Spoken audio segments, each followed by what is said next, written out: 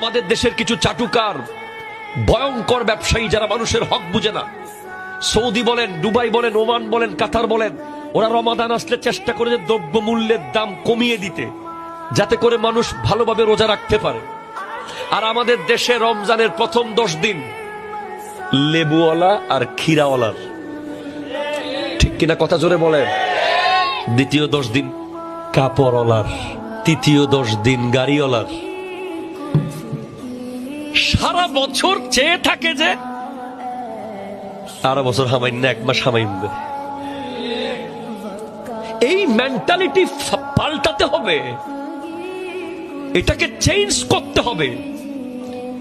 তেলওয়ালা তেলের দাম বাড়িয়ে দেবে, চনাওয়ালা চনার দাম বাড়িয়ে দেবে, চিনিওয়ালা চিনির দাম বাড়িয়ে দেবে। তাহলে এখানে ভ্রাতৃত্ব কই, মানবতা কই, ইসলাম কই, মনুষ্যত্ব কই, নবীর আদর্শ কই?